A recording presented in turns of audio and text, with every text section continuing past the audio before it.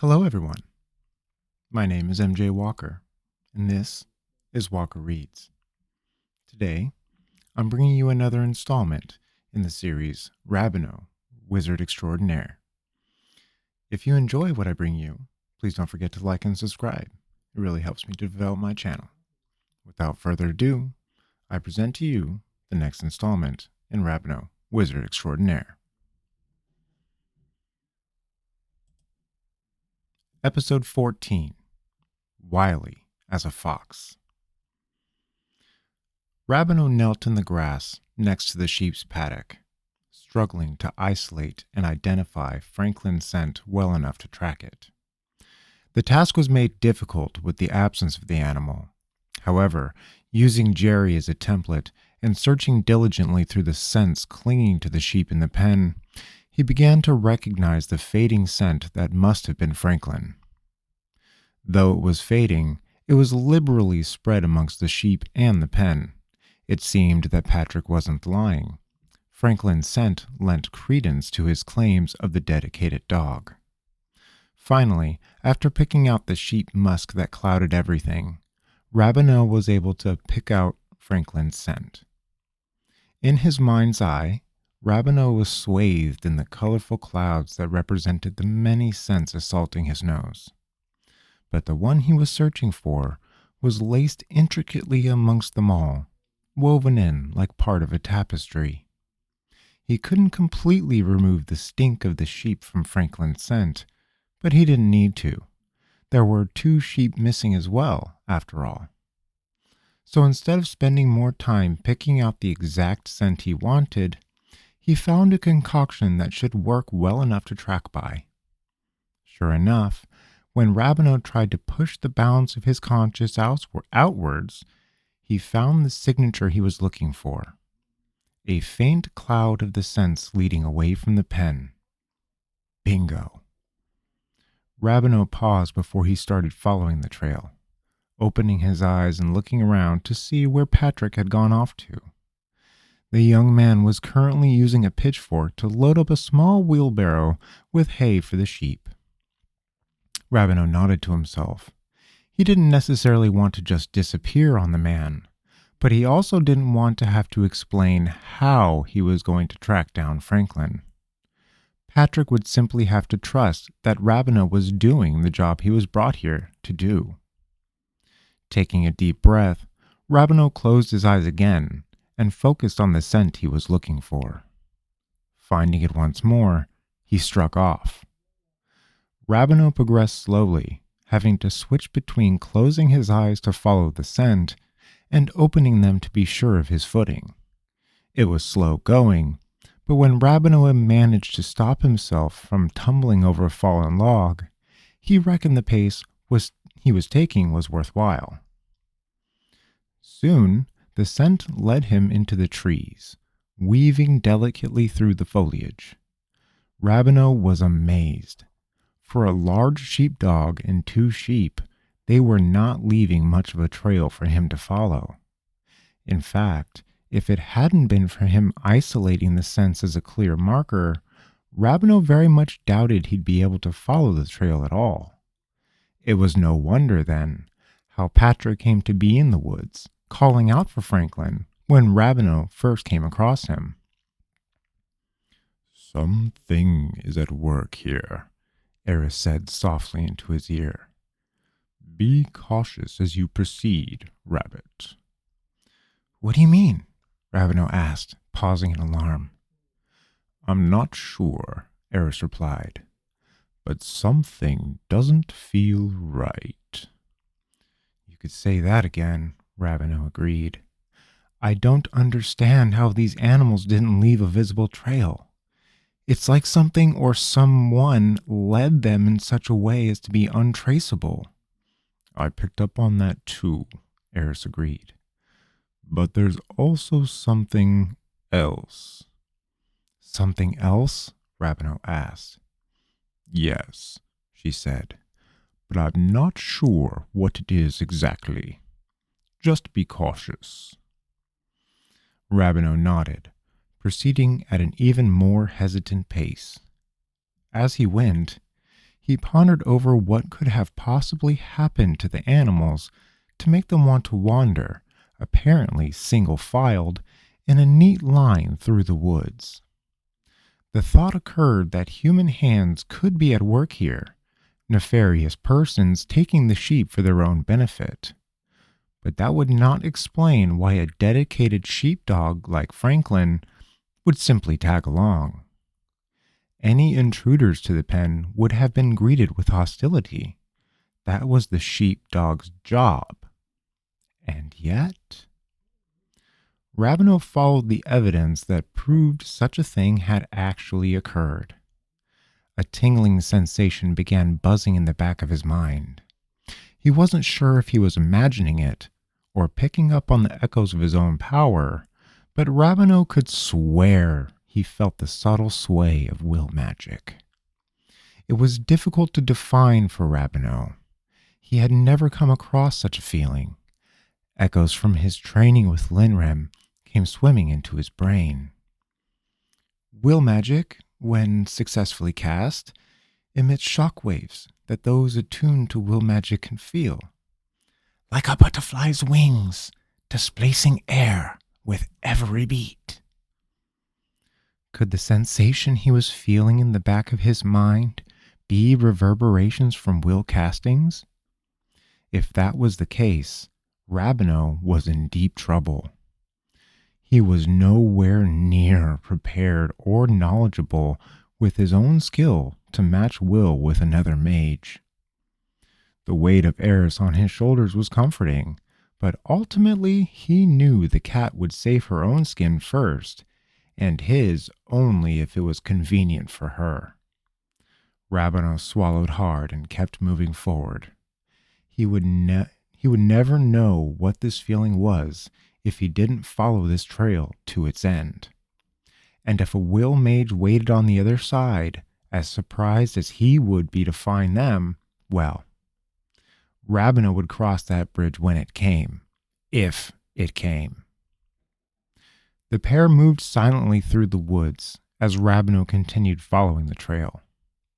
If Eris was picking up any more of what Rabinoe was feeling, she said nothing about it. Rabinoe truly hoped the cat wouldn't let him blunder blindly into another mage. She knew as well as he how ill-prepared he was for such an occasion. Yet, on the other hand, she would be free from the horrid task of accompanying Rabinoe on his journey. The thoughts didn't provide Rabinoe with any comfort. Soon, however, the forest grew denser around them, and the task of following the ethereal trail became more difficult. Rabinoe found himself having to pause frequently, closing his eyes and locating the scent before continuing. The foliage grew so thick, Rabinoe once again remarked at how odd it was to still not see any visible signs of the animals. Surely a sheep's wool would get snagged on low-lying branches, as Rabinoe's tunic was repeatedly doing, leaving behind little tufts of wool. But there was nothing, not even a snapped twig. The feeling of foreboding came to a screaming crescendo as the pair finally came to a small break in the trees, revealing the dark opening of a cave nestled into the rocks ahead. Rabinoe stopped moving forward, looking and listening for any signs of people hanging around. No sounds came emanating from the cave, and as far as Rabinoe could see, there was no one outside keeping watch. If this was indeed a hideout for a will mage, there was no way for Rabinoe to tell. He closed his eyes, finding the trail once more, and confirming that it led directly into the cave. "This is it," Rabinoe said softly to Eris. "The trail leads right into that cave." "Yes," Eris replied. "It does." "Can you sense any will mages at work here?" "No." "Would you tell me if you could?" "Probably," came the cat's only response. Rabinoe sighed, looking around once more. His heightened senses told him there was no whisper of will at work outside of the cave. If there were traps, Rabinoe was blind to them. However, he also knew that this was the only way to find out what had transpired, what had happened to Franklin and the sheep. And that was the whole reason he was here, after all. Weighing his options, Rabinoe knew there was really only one course of action. He had to go into that cave. He took a deep breath to calm his shaky nerves and began approaching the cave mouth. As he drew closer, he remarked once more how there was still no visible trail of the animals that had been led here, an ominous sign, to be sure. Pausing at the mouth of the cave, he looked in, trying to pierce the darkness held within, to no avail. Summoning light would help him see what was inside of the cave. However, it would also warn anyone inside of his approach. Yet, if he didn't summon light, he could only feel his way blindly, and that would simply not do. Tapping into his well, Rabinoe brought forth a small ball of light, hovering just above his open palm. "You think that wise?" Eris asked softly in his ear. "I have no other choice," Rabinoe whispered. "I'd rather see what's in here than walk unknowing into whatever is waiting." "True enough, I suppose," Eris said. "Do you have any better ideas?" Rabinoe shot back. "None that I wish to share." "Of course not," Rabinoe grumbled. He held the ball of light before him, but off to the side so as to not completely counteract the minute acclimation of his eyes to the darkness. The cave formed a narrow tunnel that snaked into the ground, so that Rabinoe couldn't see around the next bend. Taking a calming breath, he made his way into the tunnel. He moved slowly, searching for any signs of habitation, periodically closing his eyes to confirm the trail still led forward, and to see if he could ascertain any more will magic. But there was nothing. Only the trail leading him further and further in. Anxiety clawed at the back of Rabinoe's mind as he trudged forward. This would not be a good place to get caught in a trap or ambush. There was only two ways to proceed, forward or backward, and despite his angst, Rabinoe was determined to follow through. The tunnel twisted and turned, even sinking further into the ground at one point. Rabinoe made slow and hesitant progress, watching his footing and attempting to make as little noise as possible. He recognized that the light would still give him away long before he came across whatever was in this cave. However, he did not wish to give any more forewarning to his approach. Traversing the cave was hard going. Even as he made his slow, plodding progress, Rabinoe often had to duck his head from the low ceiling or squeeze between rocks that had made the passage very narrow. Rabinoe was beginning to wonder just how deep this blasted cave was when he felt Eris tense on his shoulders.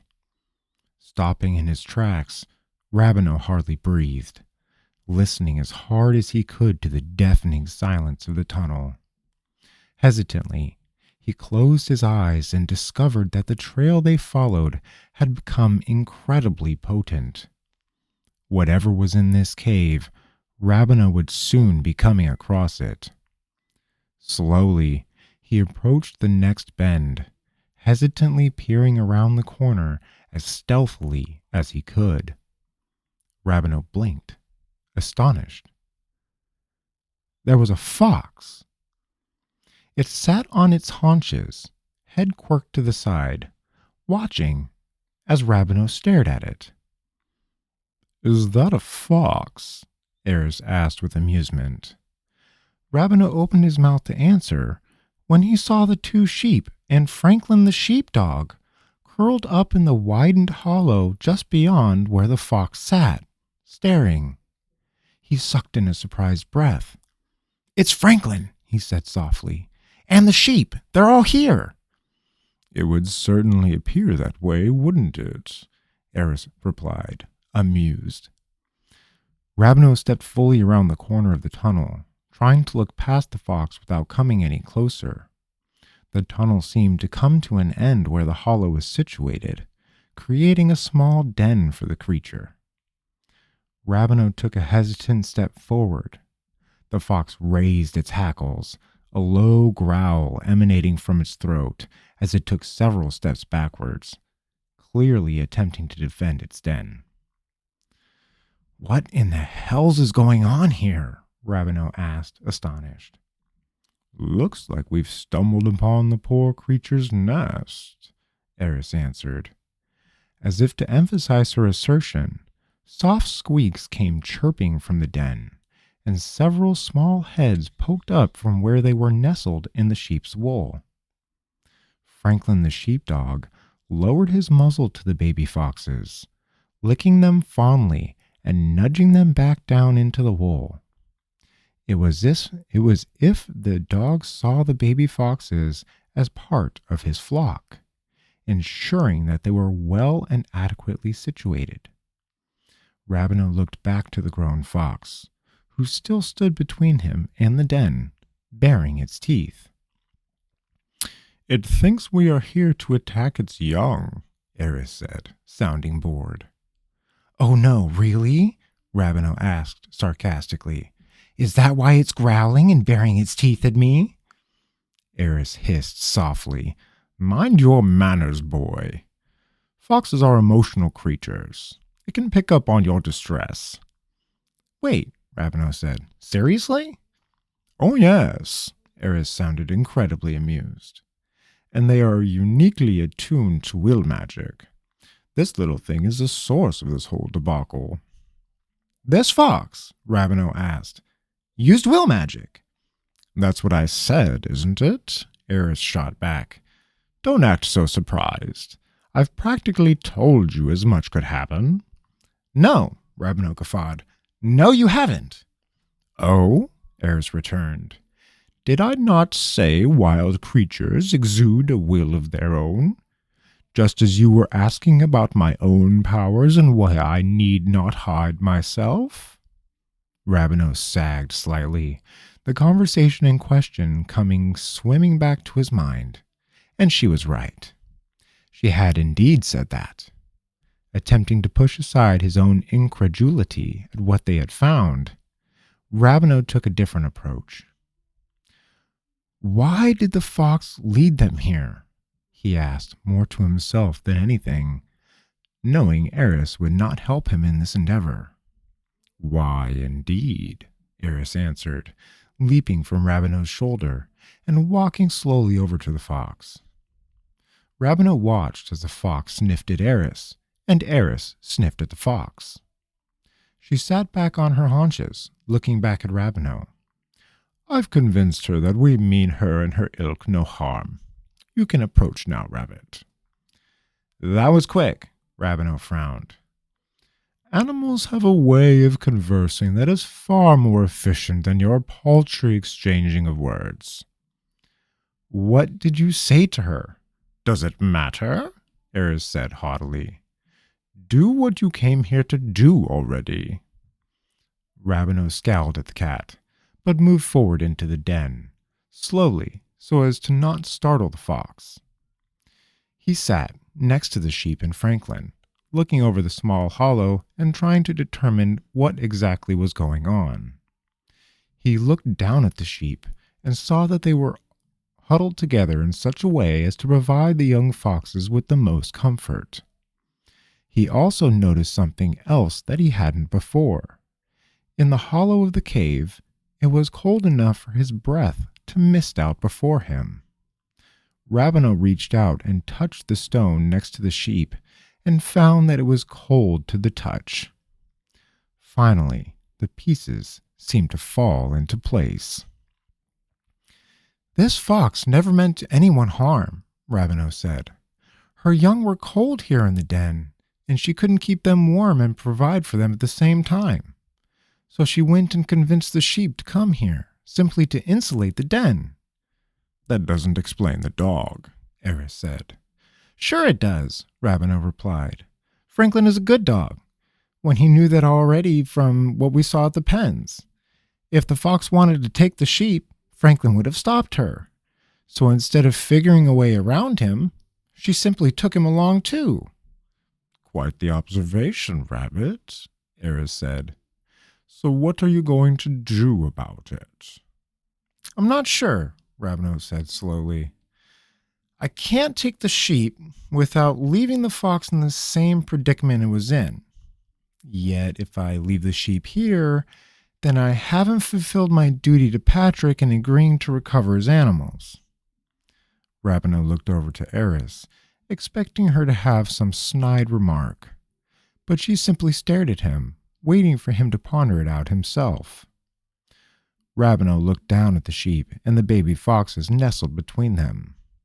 Reaching out, he stroked the sheep's wool, racking his brain on what he should do.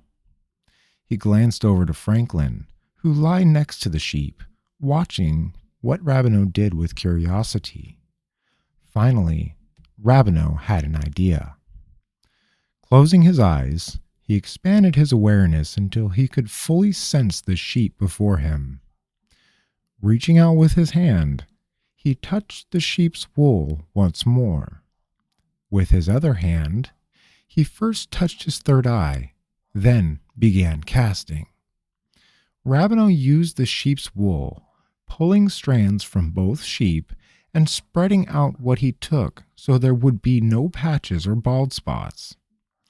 With his other hand, he weaved the wool into a thick blanket, as wide as the small hollow itself, and with enough extra on one side to fold over and cover the hollow as well. When he was finished, he released the magic and caught the blanket as it was dropped from its suspended state in the air. Immediately, Rabinoe felt the exhaustion from his casting wash over him. It hadn't been a huge effort, but it was enough to leave him feeling noticeably drained. Eris cocked her head to the side. "What are you doing?" "Solving the problem," Rabinoe answered. Slowly, he coaxed Franklin out of the hollow. Then, carefully, so as to not anger their mother, Rabinoe lifted the small foxes from where they nestled among the sheep, laying the 4 babies in his lap as he continued working. Once they were out of the way, Rabinoe then coaxed the sheep from the hollow, leaving it bare. Then he put his blanket into the hollow, smirking to himself as it fit perfectly. Once it was in place, he carefully transferred the 4 babies into the middle, covering them tenderly with the top of the blanket. "There," he said with a smile, satisfied. "That ought to do the trick." He turned to the mama fox. "What do you think, Missy?" The fox came over to the hollow, sniffing curiously at the blanket. She stepped into the hollow, lifting the blanket with her snout and checking on her young, nestled happily in the middle. When she realized what Rabinoe had done, she wagged her tail happily, looking over at Rabinoe with a quirked head. "Is that a good solution for your babies?" Rabinoe asked her. The fox barked at him happily, turning and going to the back of the hollow, where Rabinoe hadn't noticed a small hole in the rock. She stuck her snout in, nearly her entire head fitting into the small hole, emerging with something clasped in her mouth. She bounded over to Rabinoe, placing the item in his lap. She then stretched up, putting her paws on his chest, and licked his face affectionately before she turned back to her young, curling around them and watching her visitors. Rabinoe looked down at what the fox had given him, and saw that it was a shiny golden compass. With a raised eyebrow, he picked up the compass and examined it.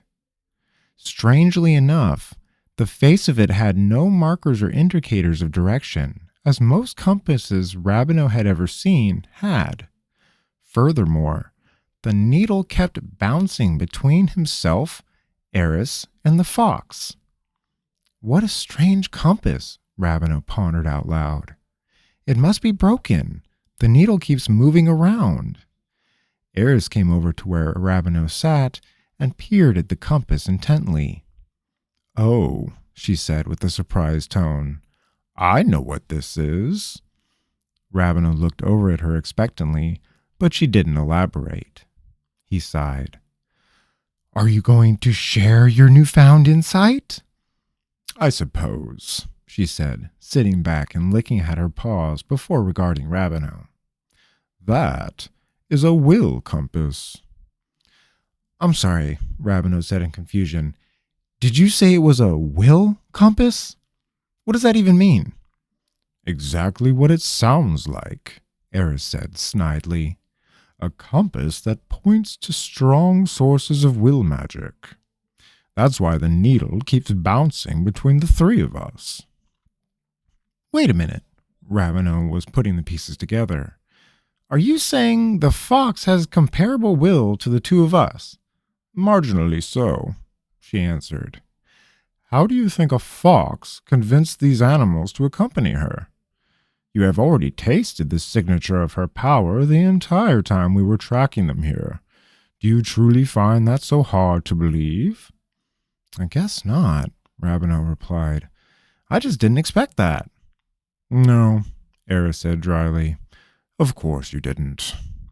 Rabinoe glared at the cat, but continued anyway. "But how did a fox come to have a will compass?" "Oh, that part is easy," Eris answered. "Foxes are mischievous creatures, and they have a fondness for shiny things. She probably had no idea what kind of item she had procured, only that it was gold and shiny and she wanted it. I'd wager that small hole she pulled this from is full of her little hoard of shinies." "That's interesting," Rabinoe said, looking to the fox. "Thank you for this. I will make good use of it." The fox barked happily in response. Some time later, Rabinoe came strolling into the clearing where he had started, finding Patrick pacing around the pen nervously. When the young shepherd spotted Rabinoe leading Franklin and the two sheep out of the woods, he cried out in response. "You did it!" he yelled, running towards Rabinoe. "You found them!" Franklin barked happily and ran towards his master, greeting him with sloppy kisses to the face. Patrick hugged the dog fiercely and wiped tears from his eyes. "You shouldn't have any more problems like that," Rabinoe told the man. "I've taken care of everything." "What happened?" the man asked, breathless. "Where did they go?" "Well," Rabinoe started, "turns out there was a nesting fox that really wanted to keep her babies warm." "A fox?" Patrick asked, astonished. "A fox did all this?" Rabinoe nodded. "I don't think the fox meant anyone any trouble. She was just trying to take care of her young." Patrick stood, breaking away from his embrace with Franklin, closing the distance between himself and Rabinoe quickly, and throwing his arms around the young mage, causing Eris to leap from his shoulders with a hiss of disdain. "Thank you," Patrick whispered. "Thank you, thank you, thank you." Rabinoe smiled, patting the shepherd on the back. "You are most welcome, my friend." Patrick held Rabinoe at arm's length, beaming at him. "How can I ever repay you?" "Oh no," Rabinoe said, shaking his head. "I cannot and will not accept payment from you." The shepherd looked like Rabinoe had slapped him. "What? Why?" Rabinoe smiled at the man. "This is part of my pilgrimage. I offer my services free of charge, and I'm happy to have simply helped you." Patrick began tearing up again. "I will never forget what you did here, Mr. Rabinoe." "Please," Rabinoe said. "Just Rabinoe is fine." Rabinoe helped Patrick lead the missing sheep back to the paddock, watching as the young man threw the gate open and let the sheep pour wore out. With Franklin back on duty, the shepherd could finally go back to tending his herd. Rabinoe stood at the edge of the clearing, watching and waving as Patrick, Franklin, and Jerry led the sheep out to pasture. "You did good there, Rabbit," Eris said from her perch on his shoulder. "I dare say that was a job well done." And that concludes episode 14 of Rabinoe Wizard Extraordinaire. And the name of this one was Wily as a Fox. That's right. There was something I was going to plug here. Oh, yeah. Please like and subscribe if you like my work. There will be new episodes for Rabinoe releasing every Monday morning at 7 a.m. Pacific Standard Time. So please, if you do enjoy my series, tune on in and watch the new episodes as they release, and like and subscribe and share with your friends and get the word out so I can make more of my work and share with everyone. So thank you very much and have a wonderful day.